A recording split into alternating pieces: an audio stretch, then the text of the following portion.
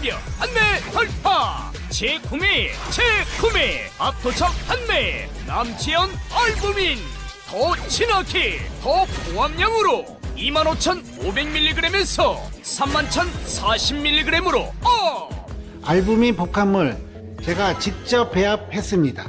남지연 원창의 알부민 2090 울트라 맥스. 간에서 매일 생성되는 알부민, 우리 몸속 혈장 단백질의 주요 성분. 혈액속 핵심 단백질로 영양소가 몸속 곳곳 제대로 전달되게 하는 영양 배달부. 건강상태 지표물질 알부민. 하지만 나이 들면서 알부민 생성능력 저하. 그래서 드셔야 합니다. 100% 덴마크산 알부민 함량 폭탄 31,040mg. 알부민 특성을 고려. 특허 6종이 집약된 특허 조성물 3종을 더. Welcome to my party, we're just getting started. A life is a dream or a nightmare scarring. Hand me a drink cause I think I'm gonna party. We're just getting started. A life is a dream or a nightmare scarring. Hand me a drink cause I think I'm going all in. 안녕하십니까. 아시아투데이 TV에서 매주 월요일 보내드리는 라이브 선거권의 현장 정치 5월 12일 순서 시작합니다. 자, 선거운동, 대선 선거운동 오늘부터 본격적으로 시작이 됐죠. 국민의힘은 우여곡절 끝에 김문수 후보가 대표 순서로 나섰습니다. 앞으로 남은 레이스, 물론 지금 출발은 상당히 불리한 환경에서 스타트 라인을 떠난 게 사실이죠. 그렇지만 이 선거에서는 항상 변수가 있습니다. 그리고 이 투표율이 좀 높으면은 보수 우파 진영에서 이재명의 집권을 막아야 된다는 그런 그 간절한 생각들이 있기 때문에 투표장에 많이 나와서 또 김문수 후보를 지지를 하고 또 중도층에도 이제 그런 분위기가 확산돼서 이재명의 위험성을 막으면은 충분히 대역전극을 펼칠 수 있다. 자, 그런 의지를 가지고 이번 선거에 임해야 되지 않나 생각이 됩니다. 오늘도 그 1부에서는 아시아투데이 기사를 신청 분석해드리고 2부에서는 이슈 집중 해부 해서 오늘은 이슈 집중 해부 시간에 지금 김문수 후보가 우여곡절 끝에 후보가 됐는데 그 과정에서 좀 여러 가지 변수가 있었습니다. 가장 큰 것이 한덕수 변수였죠. 그래서 한덕수 전 총리 또 새로 이번에 그 비대위원장으로 그 임명한 김용태 그리고 제3의 정당으로 다시 출마를 한 이준석 이 세 사람을 어떻게 활용을 해야 되는지 그 부분을 후반부에 집중적으로 이슈 집중해볼 시간에 짚어보겠습니다. 자, 그리고 제가 오늘 썸네일에 김문수의 승리 방정식이 있는데 그 방정식의 답은 한덕수에 있다는 제목을 달았습니다. 왜 그러냐면은 지금 한덕수 전 총리를 어떻게 활용하느냐에 따라서 저는 이 선거 판세를 상당히 분위기를 바꿀 수 있다고 생각을 합니다. 실제로 그 전에 김문수 후보와 한덕수 전 총리가 이 어떤 지지율이나 이런 측면에서 좀 서로 이제 우열을 가리기 힘들 정도가 있었지만은 한덕수 전 총리가 더 앞설다는 그런 여론조사가 최근에 좀 많이 나왔었습니다. 자, 그래서 보통 여론조사를 하면은 이렇게 쭉 각 후보들별로 하면은 그 20% 가까이 나왔으니까 그 한덕수를 지지하는 민심, 물론 그 중에는 대다수가 국민의힘 지지층이니까 국민의힘 후보가 된 이 김문수 후보에게 쏠리겠지만 어떻게 보면은 그런 사람들이 한덕수 후보를 지지를 해서 한덕수 이 후보가 사실상 국민의힘 후보로 거의 뭐 확정이 됐다가 막판에 이렇게 바뀌었죠. 바뀐 데 따라서 이 서운함을 갖고 있는 그런 분들도 많이 계실 겁니다.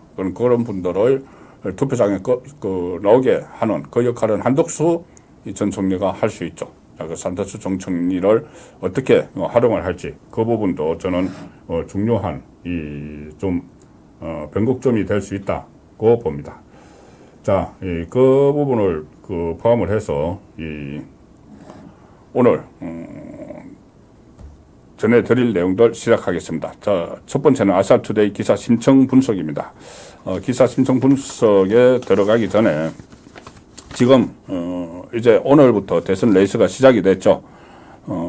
어제 21대 대선 후보의 등록이 마감이 됐습니다. 그래서 이 대진표가 딱 짜여졌죠. 짜여졌는데 대진표 먼저 좀 설명을 드리고 오늘부터 선거운동 들어갔으니까 말씀을 드리겠습니다. 오늘부터 다음 달 6월 3일 대선까지 이제 치열한 본격 본선 레이스가 펼쳐지는데 어제 저녁 6시에 대선 후보 등록을 마감을 했습니다. 총 7명이 후보로 등록을 했습니다. 그 후보들의 기호는 어떻게 정하느냐 하면은 정당은 일단 정당은 의석이 많은 순서대로 합니다. 의석이 많은 순서대로. 그래서 이재명이 민주당이 가장 의석이 많으니까 이재명이 1번 후보가 됐죠.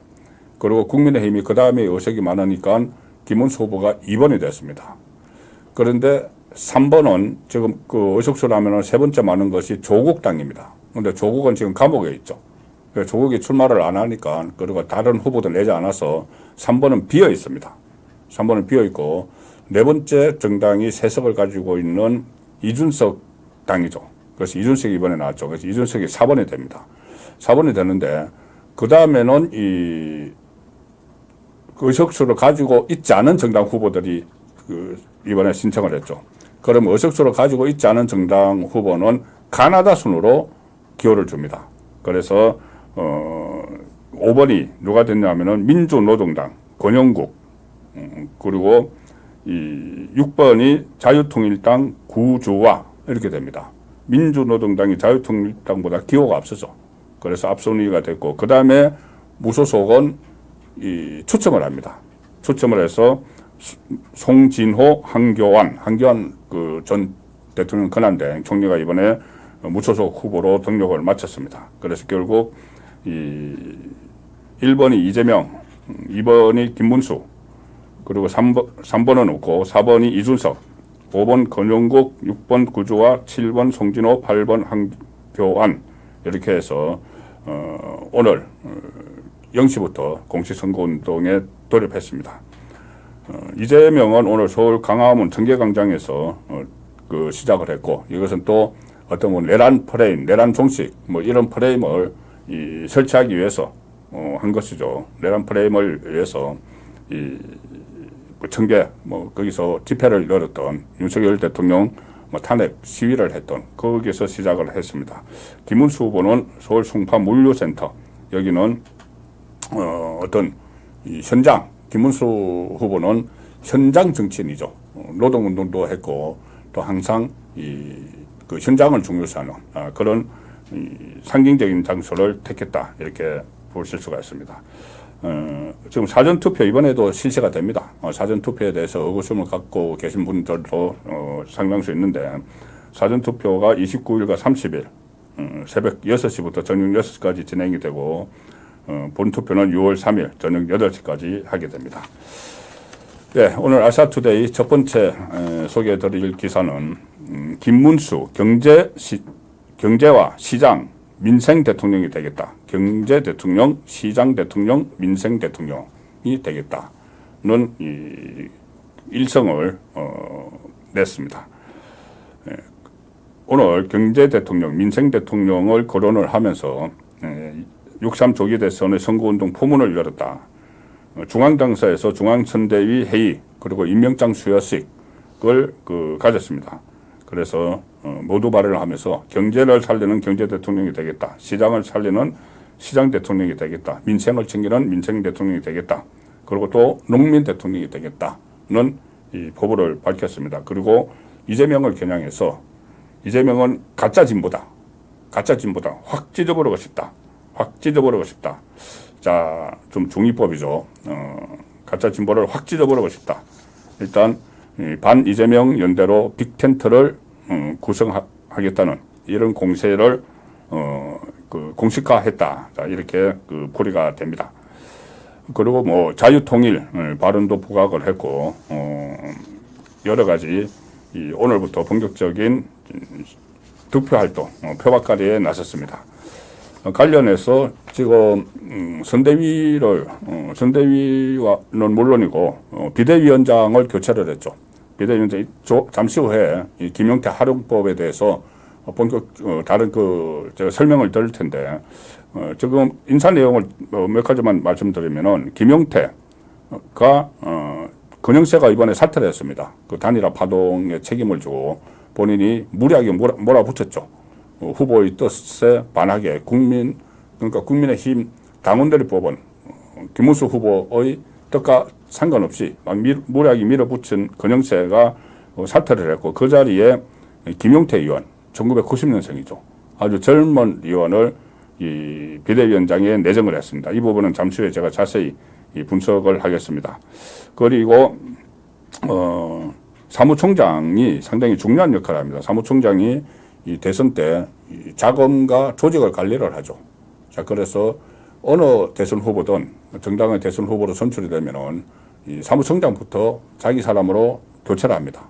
자, 그런데 그 후보로 당선되고 나서 장동혁 의원을 사무총장으로 교체를 하려고 했는데, 그때 근영세 비대위원장이 막아서 이양수 사무총장이 계속하는, 자, 그런 좀 이해할 수 없는 그런 상황이 벌어졌었죠. 그런데 이번에는 근영세도 사퇴했고, 사무총장에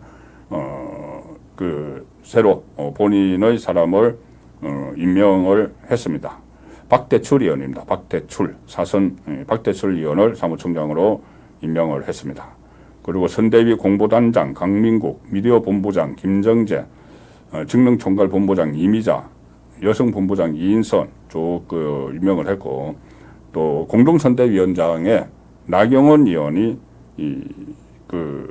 합류를 했습니다.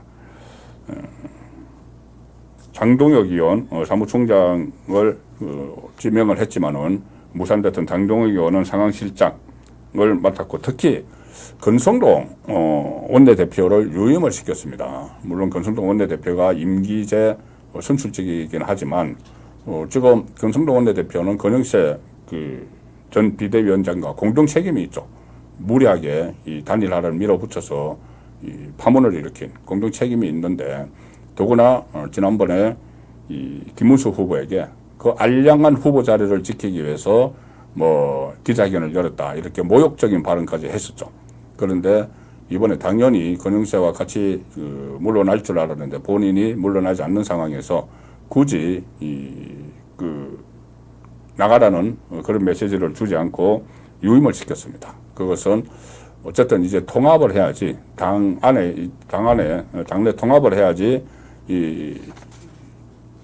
지금 선거를 제대로 치러올 수가 있기 때문에 그런 차원에서 유임을 시켰다. 그래서 좀 상징적인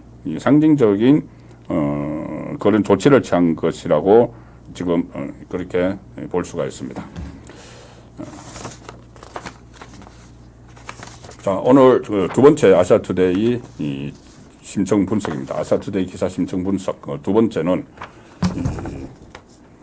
범보수 중 김만이 이 꺾었다. 대선 양자 대결 승리 사례 회자. 김문수 후보만이 이재명을 꺾었다는 그 전의 여론조사, 지금 여론조사가 아니고 지금은 그러니까는 한덕수 변수가 생기기 전입니다. 한덕수 변수가 생기기 전에 이 아시아투데이가 분석을 해보니까 양자 대결에서, 가상 양자 대결에서 이재명을 꺾었던 후보는 김문수밖에 없었다는 겁니다. 그래서 그때의 지지세, 그러니까는 어떤 결속, 우파 진영에서 그런 것을 다시 찾으면은 충분히 그때로 돌아가서 가능성이 있다는 것을 알리는 그런 기사죠. 한덕수가 대선 후보 목록에 없던 올해 초에 조사한 결과들입니다. 당시 김문수는 환경노동부 장관이었죠. 환경노동부 장관 김문수가 이재명에 여러 차례 앞섰다. 그래서 이재명 1기1 범보수 결집의 바로미터가 된다. 이 조사들이. 지금 보시면은 1월 18일부터 19일 사이에 이 시사저널이 조원 CNI에 의뢰해서 한 조사를 보면은 김문수 후보, 저 빨간색이 김문수 후보죠. 46.4, 이재명 41.8. 그 다음에 서울의 소리가 원직 컨설팅에 의뢰를 한 2월 10일. 서울의 소리는 좌파 매체죠. 좌파 유튜브 매체죠. 거기도 46.9 대 45.8. 그리고 또 아시아투데이가 코프라에 의뢰를 한 2월 21일부터 22일 조사, 여기서도 김문수 45, 이재명 43 이렇게 나옵니다. 그래서 그 당시의 조사가 그때는 김문수 그 후보가 뭐 대선 출마 선언을 하기도 전이고 한독수 변수도 있기 전인데 이 대선 후보군에 넣어서 이제 조사를 했었죠. 이 조기 대선이 이 시점에 조기 대선이 이루어질지 안 이루어질지 모르는 시점이었는데 윤석열 전 대통령에 대한 탄핵 심리가 진행 중이어서 그런데 이 조기 대선이 있다는 가정을 하고 한 조사에서 이런 결과가 나온 겁니다. 국민의힘 관계자는 이런 결론에 대해서 결국 이번 대선에서 중요한 것은 지지율만을 위한 중도 확장이 아닌 김문수 후보가 명확한 아젠다를 가지고 대선에 임하는 것이다.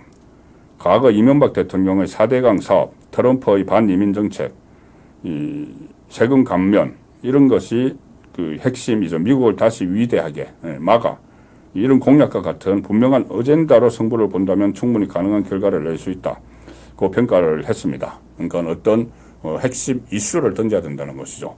물론 지금 이제 핵심 이슈, 정책 이슈도 여러 가지 이제 순차적으로 다 제시를 할 겁니다.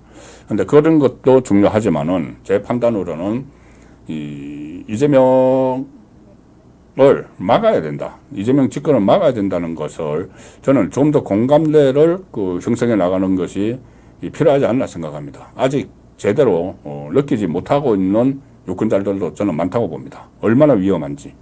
제가 계속 말씀드리는 거 3대 위험 요소가 있었죠. 하나는 헌법 84조 혼란을 해석을 둘러싼 대혼란. 지금 당장 이재명이 집권을 한다면은 지금 나와 있는 선거법 파기환송된 거 이것도 재판부가 꼬리를 내렸는데 이거 어떻게 할 거냐. 또부터 시작해서 나머지 4개의 재판이 더 있죠. 자, 그래서 이것을 재판이 진행되는지 중단되는지에 따른 대혼란이 하나 예상이 되고 하나는 지금 이재명이 입만 열면은 내란 종식 이야기를 하죠. 이 내란 종식이란 것은 결국은 정치 보복하겠다는 이야기입니다. 내란 종식, 정치 보복. 그리고 이 국가 정체성을 흔들 수 있는 그런 위험성이 있죠. 뭐냐 하면은 이 사회주의적인 그러니까 좌파 성향의 법안들, 사회주의적인 법안들로 불릴 수 있는 그런 법안들이 거부권 없이 그대로 다 통과가 된다는 겁니다. 지금 민주당이 다수를 차지하고 있는 국회 22대 원내 이 구성이 앞으로 3년이 남았죠. 22대 국회가 3년이 남았는데 만에 하나 이재명이 집권을 해서 거부권 행사 없이 지금까지 해왔던 법안들, 윤석열 전 대통령이 거부권을 행사해서 무산시킨 그런 법안들 지금 다시 다 발의하고 하고 있죠. 뭐 양곡법이라든가 뭐 노란봉투법 이런 것들. 그러면 국가 정체성이 흔들립니다. 그리고 재정에 엄청난 부담을 줘서 여기다 또 다른 포퓰리즘까지 합치게 되면은 나라가 정말 이상한 방향으로 갈 수 있다. 거덜날 수도 있다는 말까지 나오고 있죠. 또 하나 최근에 그런 이제 3대 위험을 제가 계속 말씀을 드렸는데 이재명이 집권할 경우에 헌법 84조에 따른 대혼란 그리고 정치보복 국가 정체성 흔들기 이 3가지가 있는데 최근에 또 하나 시도하는 게 있습니다. 뭐냐면은 예산 편성권을 이재명이 만에 하나 집권을 하면은 대통령실로 옮겨가겠다. 지금 기재부에 있죠.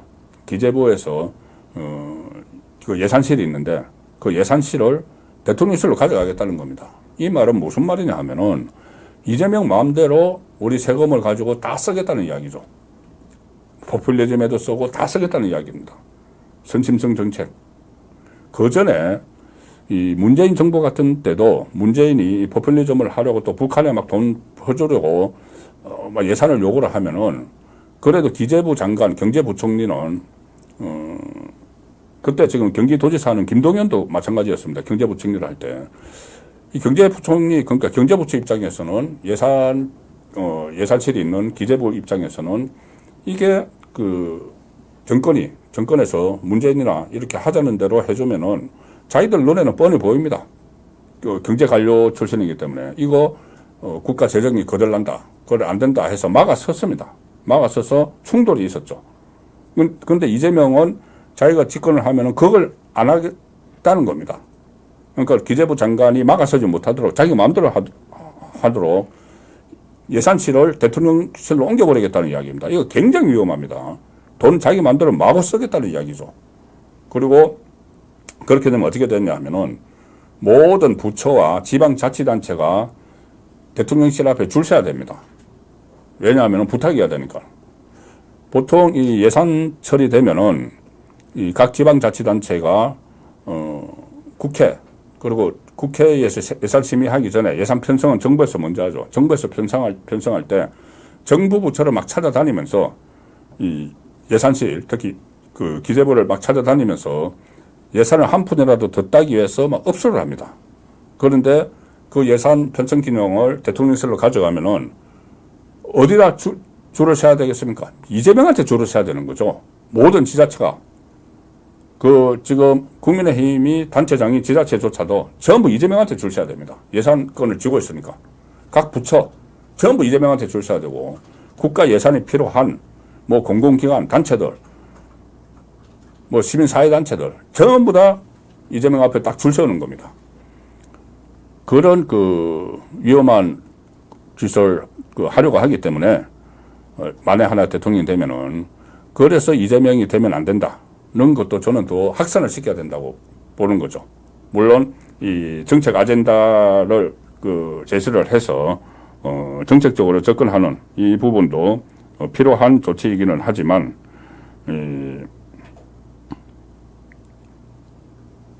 제가 말씀드린 그 이재명의 위험성에 대해서도 충분히 국민에게 알리는 그런 여론전을 동시에 펼쳐야 된다는 생각입니다. 네, 오늘의 아시아투데이 지면 신청 분석 다음 기사입니다. 선거법 대장동 이어 이재명 위정교사 재판도 연기. 자, 법원이 일제히 무릎을 꿇고 있습니다. 선거법 대장동 재판 원래 이번 대선 기간에 잡혀 있다가 뒤로 다 밀어버렸죠. 위정교사 재판도 연기를 했다. 이재명 대선 후보의 공직선거법 위반 파기환송심 그리고 대장동 사건에 이어서 위정교사 사건 재판 일정도 오늘 밀어버렸습니다. 여기는 서울고법 형사 3부인데 당초 20일 오전 10시 30분으로 잡았던 이재명의 위정교사 사건 항소심 1차 공판 일정을 추후 지정. 나중에 정확한 기일 일정은 정하지도 않았다. 자, 이게 만에 하나 이재명이 당선되면은 재판 진행되겠습니까? 이런 식으로 하는데 또 위정교사는 여기 나온 대로 20일 오전 10시 30분에 한번 재판을 하고 그 다음에 6월 3일 6월 3일에 결심 공판을 하기로 원래 잡았습니다. 결심 공판이 구형 때리는 거죠. 검찰이 구형 때리는 공판을 6월 3일 날 하기로 했는데 공교롭게도 그 이후에 조기 대선이 확정되면서 6월 3일 대선이 됐죠. 그러니까 6월 3일 실제로 하면은 연기 안 하면은 이재명은 대선 투표하는 날 이 고등법원에 가서 구형 선고받아야 되는 사람입니다. 구형이 선고되어 있는 사람입니다. 6월 3일 날. 그런데 이제 이 법원들이 알아서 일제히 다 들어누워 버렸죠. 다 무릎을 꿇어버렸습니다. 서울고법은 이렇게 이야기합니다. 재판부는 피고인이 지난 주말 대선 후보로 등록함에 따라 위정교사 사건의 공판 기일을 추후 지정하겠다는 것으로 변경을 했다. 자, 이 위정교사 사건은 1심에서 유죄가 확실시 됐는데 김동현이 형사 33부 어처구니 없는 무죄를 내린 것이죠. 무죄를 내렸는데 이것이 2심에서는 뒤바뀔 것이다. 워낙 간단한 사건이기 때문에 그때 전 국민이 김진성 씨에게 위정을 부탁하는 녹음 테이프를 전부 다 들었죠. 다 들었지 않습니까? 그래서 이것은 유죄가 확실하다. 뭐 이렇게 다들 이야기를 했는데 무죄 선고를 내렸고 그래서 2심에서는 뒤바뀔 거라고 했는데 또 2심 재판부도 재판을 하지 않고 뒤를 밀어버렸습니다. 워낙 두 가지 시각으로 봐야 되죠. 일단은 판사들이 완전히 어떤 뭐 정치권에 굴복을 해버리는 사법부가 입법부에 굴복을 한 거죠. 실제로 그 파기환송심 재판부도 선거법 사건 파기환송심 재판부도 대법원이 파기환송 유죄 취지로 파기환송을 하니까는 날짜를 잡았었죠. 15일 이번 달 5월 15일로 며칠 안 남았습니다. 그 15일로 그 선고 날짜를 재판 날짜를 잡았습니다. 만약에 그날 이재명이 안 나오면은 그 한 이틀 있다가 걸석 재판을 해서 선고를 한다는 이야기가 나왔습니다. 선고를 해야 된다. 왜냐하면은 대선이 그 들어가기 전에 정리를 해야죠. 정리를 하고 들어가야죠. 그게 대선 뒤로 미루면 더 큰 혼란이 일어나는데 그러니까 그 전에 이제 하루 15일로 날짜를 잡았습니다. 날짜를 잡고 만약에 그날 이재명 안 나오면은 한 이틀 있다가 그냥 선고를 해버린다. 그럼 지금 유죄 취지로 파기환송 됐으니까 이것을 뭐 1심에서 1년 징역형이 나온 것을 집행유예 1년 징역형이 나온 것을 벌금 100만 원 밑으로는 못하죠. 그러면은 자격 박탈형이 딱 확정이 된 상태에서 대선을 치르는 사실은 확정이 된 상태에서 그 대법원에 다시 한번 들어가지만은 그거는 뭐 또 바뀔 가능성이 없는 거고 그러면 이재명의 위험성에 대해서 유권자들이 많이 인식을 하고 정말 이재명을 뽑았다가는 대선 후에 큰일 나겠구나 대혼란이 일어나겠구나 이런 인식이 딱 되는 거죠. 법대로 진행을 그렇게 하면 그대로 되는 겁니다. 법대로 하는 겁니다. 이게 무슨 뭐 정치 그게 아니고 어차피 633 그 전부 다 그 선거 기일 다 넘겼으니까 대법원에서 확정을 한 거죠. 빨리 하라고 파기환송해서 이거 다시 들여다봐. 그리고 대법원에서 이 대선 전에 이렇게 해준 것은 빨리 대선 전에 정리를 하자는 거죠. 법조계에서. 그런데 이재명과 민주당이 심지어 아직 선고도 재판도 하지 않은 재판 날짜만 정해놓은 이 조희대 대법원장은 물론이고 그 고등법원의 그 형사 7부 판사 3명까지 전부 다 탄핵하겠다. 재판 기일 잡았다고 탄핵하겠다. 그리고 좌표 찍었죠. 좌표 찍고 개딸들이 막 SNS로 공격하도록 만들고 이렇게 하니까는 그냥 무릎을 꿇어버린 겁니다. 꿇어서 선거유예를 밀어버렸죠. 공정성을 이야기를 했는데 서울고법이 아니 공정성을 이야기하면 그러면은 처음에 15일 날 잡았을 때는 공정성을 해치려고 했던 건가요? 법대로 했던 거죠. 법대로.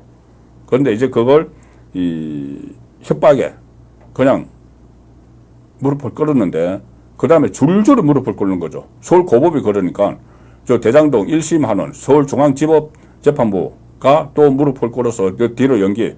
그런데 오늘 또 서울고법이 또 재판 뒤로 연기. 나중에 만에 하나 이재명 되면은 이거 이재명 다 털고 가려고 지금 별 수단을 다 쓰고 있습니다. 그럼 이거 도대체 이 법원은 겨우 조희대 대법원장이 이 법대로 진행을 해서 이 뭔가 법원의 그 양심을 지키려고 했는데 이재명의 협박에 의해서 다른 판사들이 전부 다 들어누워 버리는 그런 상황이 지금 일어나고 있습니다. 나중에 이 법원이 신뢰를 어떻게 회복을 하려고 하는지. 거기다가 오늘 지금 오후 2시에 아직 그 선고는 안 나올 것 같은데 선고가 그건 나옵니다. 뭐냐면은 김혜경 씨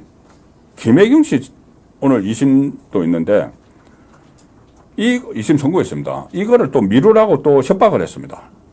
일단은 그 미루지 않고 지금 좀 잠시 후에 선고가 나올 것 같은데 2심 선고를 대선 이후로 미루라. 김혜경까지 그 법인카드 2심에서도 벌금 150만 원 그대로 받았네요. 벌금 150만 원. 1심 형량이 150만 원입니다. 지금 막 나온 것 같습니다. 우리 그 PD께서 빨리 찾아서 보여주시는데 방금 나온 기사입니다. 2시 24분에 나온 기사니까. 선거법 위반 혐의 김혜경 2심에서도 벌금 150만 원. 자, 이것도 대법원 확정 판결이 되면은 1심에서도 150, 2심에서도 150 그러면은 대법원 확정 판결 되면은 김혜경은 선거운동 할 수 없습니다. 피선거권이 박탈이 되고 아무것도 할 수 없죠. 선거운동 하면은 안 되죠. 근데 아직 대법원 판결이 또 남아있다고 이 선거운동 지금 하러 다니고 여기저기 다니고 있는데 무슨 이 후보 배우자실 해서 현역 국회의원을 수행을 시키고 그런 그 행동을 하고 있죠. 그런데 지금 2심에서 또 벌금 150만 원 받았습니다. 이게 뭐냐면은 그때 이 법인카드 전체 이제 법인카드 유용 사건은 따로 있고 수천만 법인카드 막 가일 사고 뭐 다 한가 이것은 법인카드 그것은 따로 이제 재판이 진행이 될 거고 이거는 법인카드 가지고 지난번 그 대선 때 이 우원식 국회의장 지금 국회의장 부인을 비롯해서 민주당 그 의원들 중진 의원들 부인한테 법인카드 가지고 밥 사준 거죠. 경기도 법인카드 가지고 잘 봐달라고 우리 남편 잘 봐달라고 우원식 국회의장 배우자를 비롯해서 그 소위 그 국회의원 사모님들한테 밥 사준 겁니다. 자, 그래서 그게 선거법 위반으로 벌금 150만 원이 또 받았네요. 자, 그런데 오늘 이제 원래 예정이 됐는데 이제 결론은 나와버렸고 이 법원은 그래도 그나마 양심껏 했네. 아마 이재명이 아니라 뭐 배우자여서 뭐 너무 반발이 세지 않아서 그런 건지. 근데 반발 세게 했습니다. 이 법인카드 유용 사건 이것도 2심 선고를 대선 이후로 미뤄야 한다. 다른 거 이재명 거 다 미뤄놨으니까 이제 이것도 미뤄야 한다. 논리가 희한합니다. 최고위원이 나섰습니다. 민주당 전현희 최고위원이 나서서 법원은 대선에 영향을 미칠 수 있는 이게 뭐 대선에 무슨 영향을 원래 그거 다 아는 거죠. 김혜경 2심 선고를 대선 이후로 연기해야 한다. 민주당은 주권자의 참정권을 훼손하는 행위를 결코 자제하지 않겠다. 이게 왜 주권자의 참정권을 결코 자제하지 않겠다. 법원에 또 공갈 협박을 하는 겁니다. 그러면서도 이렇게 이야기를 했습니다. 선거운동 첫날에 전현희가 이야기한 게 아니고 민주당 안에서 나오는 이야기인데 선거운동 첫날에 불리한 판결을 나오면 분위기에 찬물을 끼얹을 수 있다. 자, 이게 지금 법대로 하는 것이 찬물을 끼얹을 수 있다. 그래서 뒤로 넣쳐라. 자, 이것도 오늘 150만 원 판결 내린 판사 또 탄핵하겠다고 또 소동을 일으킬 수도 있습니다. 말도 안 되는 이런 행태를 보이고 있는 민주당인데, 예, 어쨌든 이제 이게 이런 생각이 듭니다. 이재명의 폭주를 지금 사법부도 못 막습니다. 사법부 제가 전부 다 들어놓지 않습니까? 사법부 못 막습니다. 그리고 만약에 집권하게 되면 더 하겠죠. 집권하게 되면 더 합니다. 그 입법부는 완전히 자기가 장악을 했죠. 그래서 무슨 이 피고인이 대통령이 되면은 선거 재판을 중단시키는 그런 해괴망측한 법까지 지금 만들고 있고 사법부, 입법부 다 장악을 했죠. 그러면은 만에 하나 당선되면은 행정부까지 장악을 하죠. 행정권력, 입법권력, 사법권력 다 장악을 하면은 그게 바로 독재입니다. 독재. 그런데 사법부에서 막아야 되는데 그걸 못 막고 있는 거죠. 그러면은 누가 막아야 됩니까? 국민이 막으셔야 됩니다. 국민이 막아서 이재명 집권을 저지를 해야 됩니다. 지금 그 방법밖에 없습니다. 20 며칠 남은 기간에 이재명 집권을 막는 방법밖에 없습니다. 다른 방법이 없습니다. 사법부가 이렇게 알아서 무릎을 꿇어버리니까 사법부가 법대로만 했으면은 이재명 지금 이 상황에 나오지도 못했습니다. 그래서 이 선거를 통해서 막아야 되는 이 상황까지 왔습니다. 2부에서는 어떻게 막을 것인가 이제 막는 방법을 계속 저도 연구를 하고 분석을 하고 할 텐데 오늘은 이 세 사람을 활용을 해서 이재명의 집권을 막아야 된다는 것을 잠시 후에 2부에서 말씀을 드리겠습니다. 네, 그 사이에 아시아투데이에서 보내드리는 광고 멘트를 소개해 드리겠습니다. 새롭게 리뉴얼된 알부민 2090 울트라 맥스입니다. 알부민은 이 간에서 만들어지는 혈관 단백질 성분이죠. 그래서 간과 심장, 컨디션 개선, 그리고 피로 회복, 신체 기능 강화에 도움이 된다고 합니다. 아투TV 구독자분들을 위한 단독 특가 이벤트도 준비가 되어 있습니다. 2박스 구매하시면 1박스 더 드리는 파격적인 이벤트. 아래 전화번호로 전화하셔서 주문해 두시고 한절기 건강관리 하시기 바랍니다.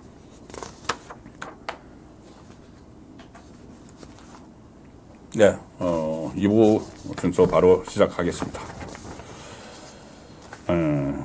2부는 이슈 집중 해부 시간인데 첫 번째는 제가 잠시 소개를 드렸던 90년대생 비대위원장 김용태 활용법입니다. 김용태 어떻게 활용을 할 것이냐는 문제. 일단 상당히 파격적이죠. 권영세가 권영세 전 비대위원장이 사실 비대위원장은 당 대표도 아니죠. 저번에 그 윤석열 전 대통령 탄핵 과정에서 당 대표였던 한동훈이 오히려 지켜야 할 한동훈이 탄핵에 앞장서는 바람에 이 지도부가 무너졌고 그리고 비대위로 비대위원장이 권영세가 됐는데 당 대선 후보가 등장을 하면은 비대위는 사실 그냥 해체하거나 아니면은 명맥만 유지한 채 후보를 뒷받침해야 되는, 뒷바라지해야 되는 위치로 가야 됩니다. 그런데 그게 아니고 본인이 앞장서서 단일화를 강제 단일화를 막 시도를 하다가 그게 이제 실패를 하니까 물러났죠.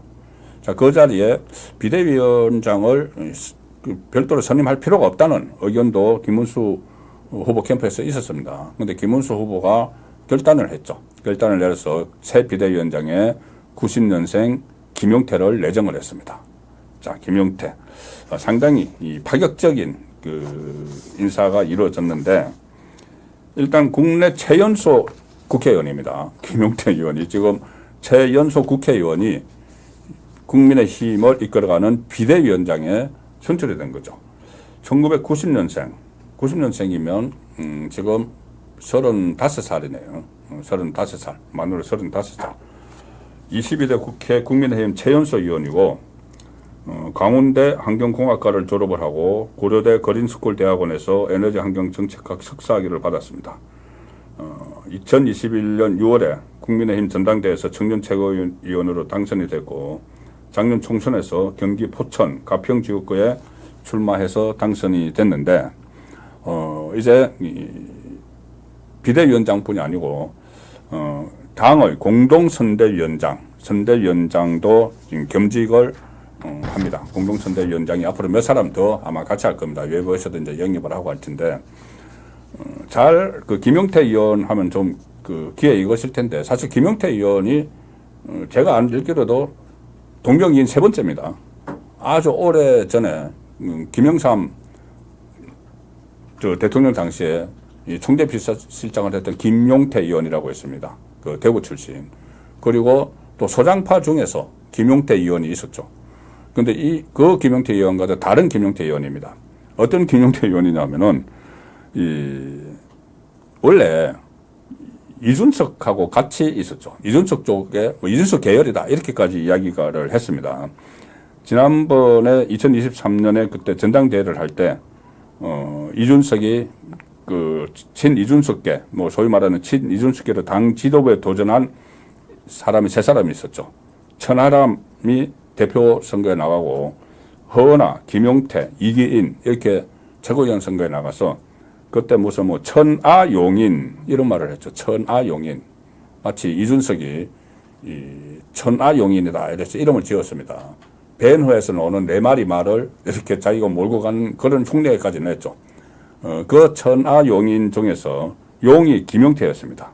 그런데 허은하하고 천하람은 이기인까지 이준석이 당을 만들 때 따라 나갔습니다. 따라 나가서 허은하는 팽당했죠. 대표시켜 준다고 해서 따라 나갔다가 아주 그건 지금 무슨 원수지간처럼 이야기를 합니다. 허은하와 이준석은. 그리고 천하람은 또 그 덕분에 배지를 달았죠. 자, 그런데 김용태는 그때 합류하지를 않았습니다. 합류하지 않고 국민의힘에 남아서 결국 국민의힘 소속으로 배지를 달았고 최근 비대위 지금 권영세 비대위에서 비대위원을 했었습니다. 비대위원을 했고 다시 이번에 비대위원장을 맡은 그런 인물인데 일단 여러 가지 어떤 쓰임새가 있다고 저는 봅니다.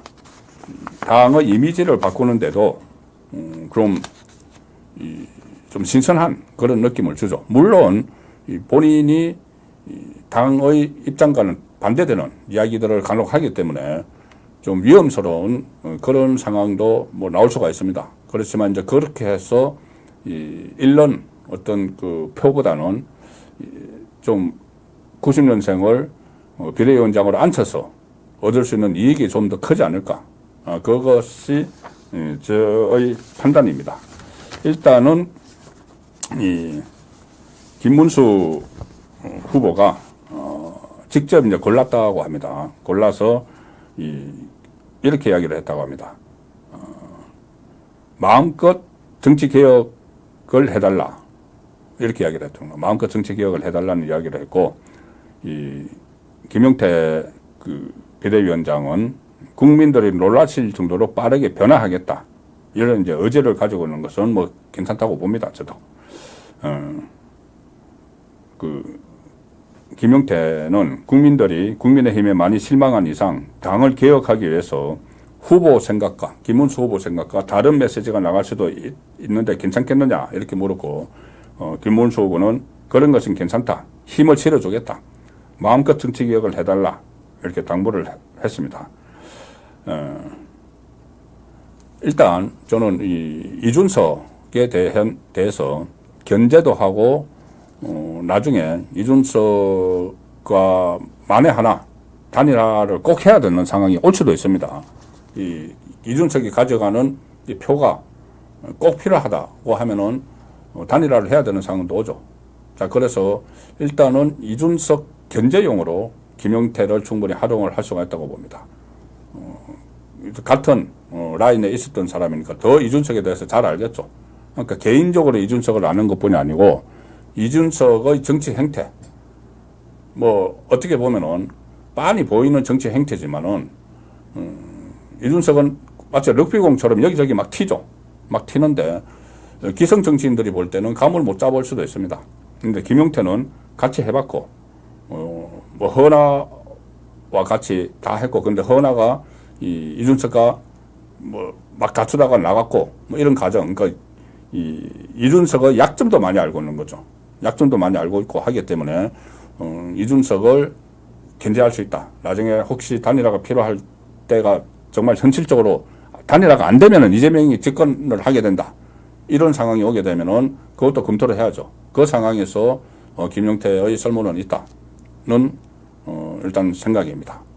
그리고 김문수 후보가 아무래도 좀 올드한 그 이미지가 있죠. 올드보이 이미지가 있는데 또 강경한 그런 이미지가 있죠. 강경 보수 이미지.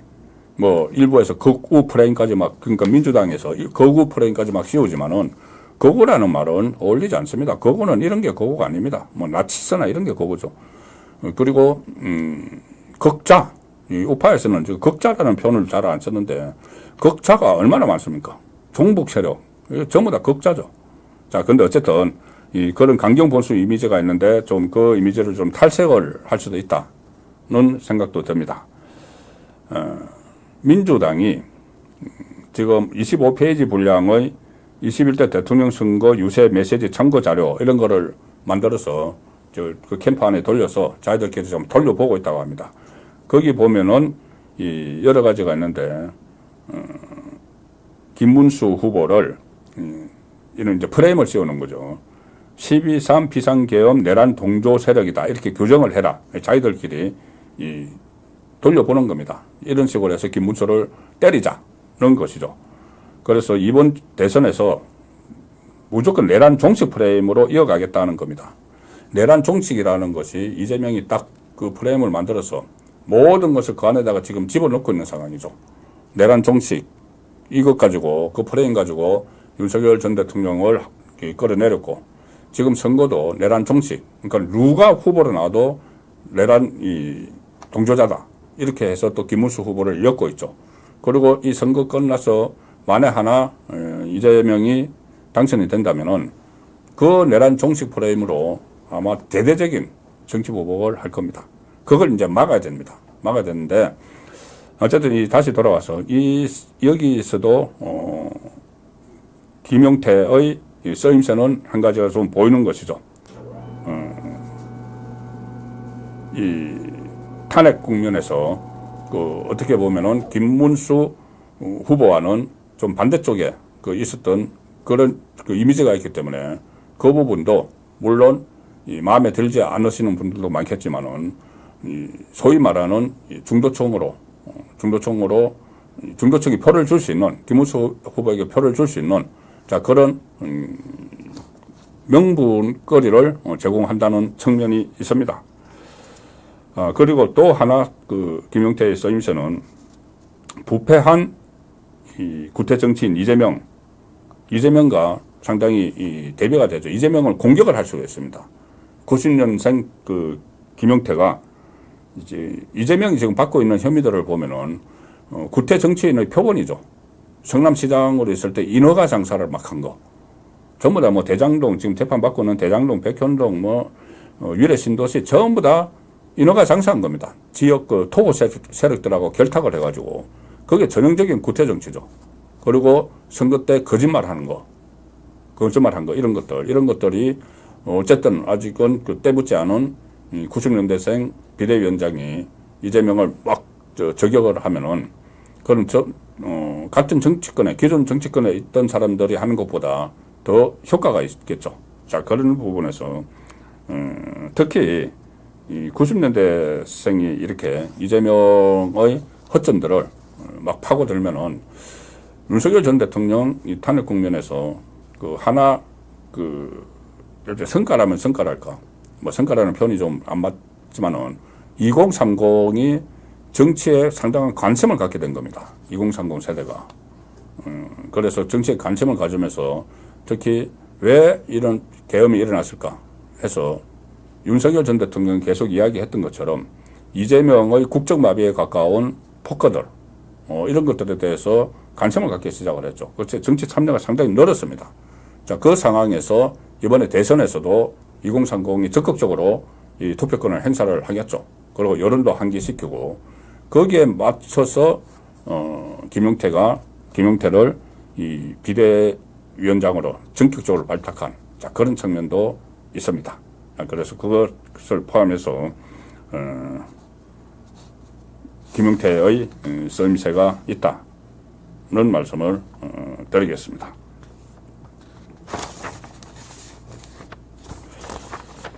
네, 그리고 그 다음에 3명의 쓰임새를 살펴볼 텐데, 그 다음에 이준석. 자, 이준석은 지금 어떻게 활용을 해야 될까? 자, 물론 이 천하람 김용태 이 활용법을 하면서 잠시 말씀을 드렸지만은 지금 국민의힘이 이번 사태를 겪으면서 후보 단일화 파동이죠. 강제 후보 교체 이 파동을 겪으면서 좀 실망을 하신 분들이 상당히 많습니다. 정말 국민의힘이 왜 이렇게까지 하느냐 실망을 했는데 결국은 책임 당원들이 정리를 해 주신 거죠.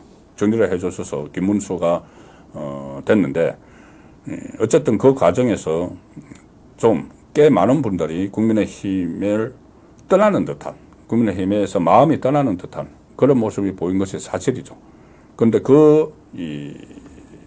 그것을 이준석이 좀 흡수를 했다. 부분적으로 흡수를 했다는 수치들이 나오고 있습니다. 국민의힘 단일화 내홍으로 이준석이 일종의 반사 이익을 얻고 있다. 그래서 오늘 이런 기사가 나왔습니다. 조선일보에 나온 기사인데 국민의힘 내분에 이준석이 반사 이익을 얻고 있다. 반사 이익을 얻고 있다. 이 이준석의 개혁신당에 따르면은 어제 오후 10시 30분 기준으로 저기 나왔네요. 국힘 내분의 반사이 9일 만에 당원이 10,000명이 늘었다. 9일 만에 당원이 10,000명이 늘었는데 지금 그래서 당원 수가 95,009명, 3일 자정 기준으로 8470명에서 9일 만에 10,000명이 늘었다는 겁니다. 10,000명이 늘었어. 지금 반세익을 얻고 있다는 이야기인데, 자, 결과적으로, 이준석에 대해서는 저도 오래 이야기하고 싶지는 않습니다. 그런데 이게 현실이 되어 있습니다. 왜 그러냐 하면은, 지금 어쨌든, 기호 4번이죠. 그러니까 1번 이재명, 2번 김문수, 3번은 조국 당에는 가없고, 4번이 이준석인데, 그런 평가를 하죠. 지금 7명 중에서 2강 1중 4약이다. 자, 그러면 2강은 김문수, 이재명.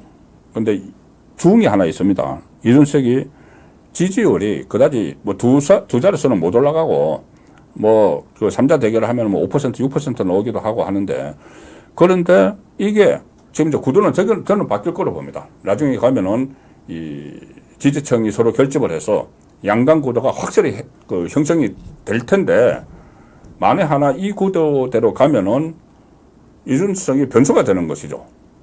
이준석 때문에 이재명에게 정권을 내줄 수 있는 그런 상황이 올 가능성도 있다는 겁니다.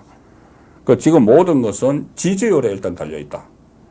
이 투표 직전에 지지율에 달려 있고, 이준석 역시도 그때 지지율 봤어. 지금 본인이 뭐 김문수하고는 단일화 안 해, 뭐 혼자 끝까지 완주할 거야.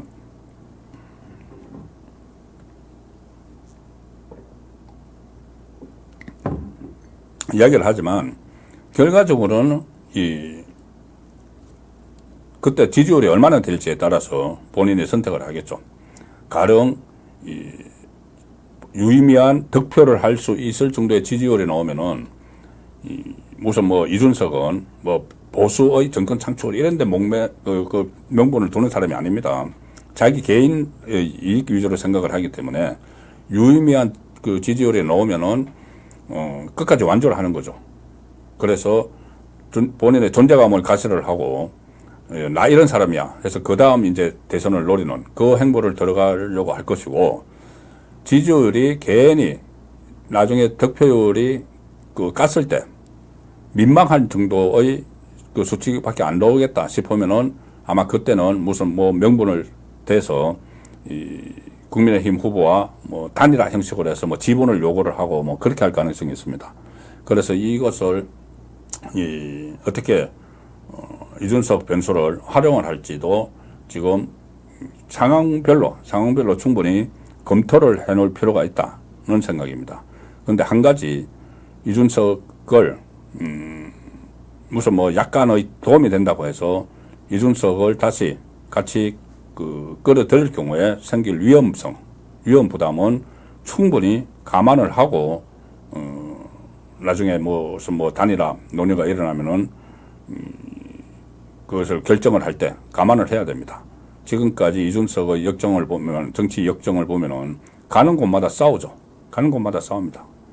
그 전에 박근혜 전 대통령 캠프에 있을 때부터 시작해서 손학규와도 싸웠고, 국민의힘 들어와서 윤석열 전 대통령 그렇게 일종의 그 가출을 하고 대선 때 가출을 하고 막 그런 식으로 하고, 그 다음에 또 무슨 윤핵관 해가지고 가처분 신청하고, 그러다가 따로 떨어져 나가서 또 하고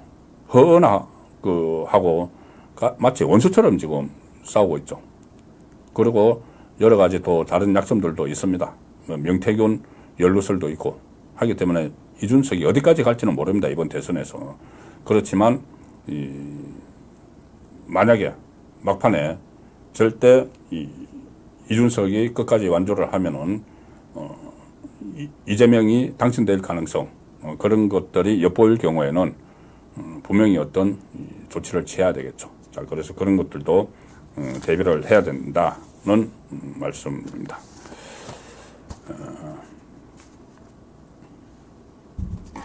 네, 마지막 활용법 말씀드릴 사람은 한덕수 전 총리입니다. 한덕수 전 총리가 그래도 지지율이 어떤 때는 김문수 후보보다 더 높게 나온 적도 있었죠. 근데 일단 이번에 이제 출마를 하지 않는데 그때 그 간밤에 후보가 다시 이제 김문수 후보로 굳어지고 나서 김문수 후보가 가서 그 만나서 이제 서로 포옹을 하면서 제안을 했었습니다. 선대위원장을 맡아주시면 좋겠다, 이렇게 제안을 했는데, 한덕수 전 총리가 제가 할 수 있는 걸 하겠지만 조금은 실무적으로 적절한지는 논의를 한 뒤 하는 게 좋겠다, 이렇게 이야기를 했죠. 실무적으로 논의를 한 뒤 하는 게 좋겠다. 이것은 사실상 선대위원장 자리는 고사를 한 거나 마찬가지입니다. 왜냐하면은 본인이 어떤 그 선거 현장 경험이 없죠. 경험 없는 상황에서 선대위원장을 맡으면은 그것은 일종의 그냥 자리 채우기밖에 안 될 수가 있습니다. 지금 그 한덕수 전 총리가 어디 뭐 유세 현장에 가서 이렇게 하는 그런 경험도 없기 때문에, 그리고 실제로 선대위원장 자리는 본인에게 맞지 않다는 의사를 지금 표명했다고 합니다. 직접 김문수 후보에게 그 다음에 직접 이야기했는지는 모르겠지만, 오늘 계속 그 한덕수 전 총리와 헌법 개정 개헌을 고리로 서로 이제 연락을 해왔던 그 사람이 정대철 헌정회장이죠. 정대철 헌정회장. 정대철 헌정회장이 한 언론과 오늘 그 통화를 했는데, 거기서 이런 이야기를 했습니다. 정대철 그 헌정회장이 한덕수 전 총리가 어제 전화가 왔는데 이렇게 돼서 죄송하다고 자꾸 그래서 내가 거꾸로 내가 죄송하다고 했다. 그렇게 이야기를 하면서 뭐라고 했냐면은 언론 보도를 통해 접한 단일화 과정에 대해서 그 간밤에 있었던 그런 그 과정에 대해서 기운 내라고 했다. 그리고 내가 물어봤다. 이 정대철 회장이 한덕수 전 총리에게 물어봤다고 합니다. 선대위원장직은 수락하느냐고 내가 물으니까 한덕수 전 총리가 사양하겠다. 선대위원장은 사양하겠다고 그랬다. 그런데 다른 쪽으로 돕겠다고 하더라. 일단 선대위원장은 사양을 하는데 다른 쪽으로 돕겠다는 이야기를 했다는 것입니다. 그 정대철 회장은 지금 김문수 후보와 이재명 후보는 개헌에 대한 적극성이 상당히 떨어져 보인다. 그래서 내가 개헌을 좀 하도록 촉구할 작정이다. 이런 이야기를 했습니다. 그러니까 정대철 회장이 개헌 전도사 역할을 하고 있죠. 그런데 이 개헌에 대해서 이재명이 굉장히 부정적입니다. 부정적인데 김문수 후보 역시도 개헌에 대해서 적극성은 보이지 않고 있죠.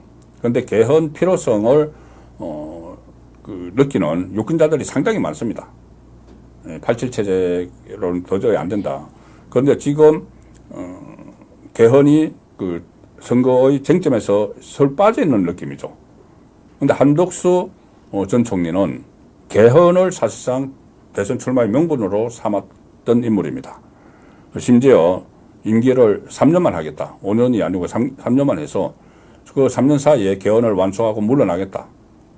그러니까 2028년에 그 다음 대통령 선거를 뽑는 그 대선, 그리고 23대 국회의원을 보는 총선을 같이 하겠다.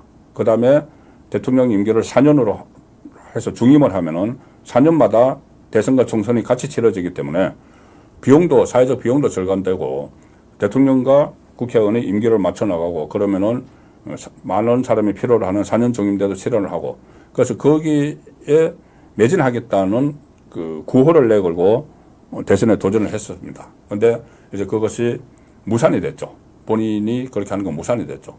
그 과정에서 한덕수 전 총리는 이낙연 전 총리와도 개헌을 매개로 해서 교감을 하고, 정대철 물론 손학규 이렇게 다 개헌을 매개로 교감을 했었죠. 그런데 이제 그것이 대선판에서 일단 사라지게 됐습니다.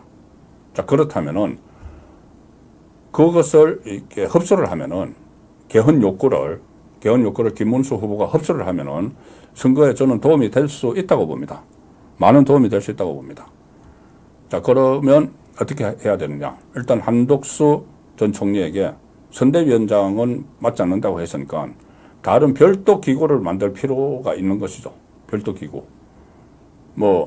개헌 추진 특별위원회. 그러니까 선대위와 별도로, 선대위 산하에 두면 안 되고 위상이 있으니까 김문수 후보가 있고, 그 다음에 중앙선대위가 있고, 김문수 후보 직속으로 위원회를 하나 만들면 되는 거죠.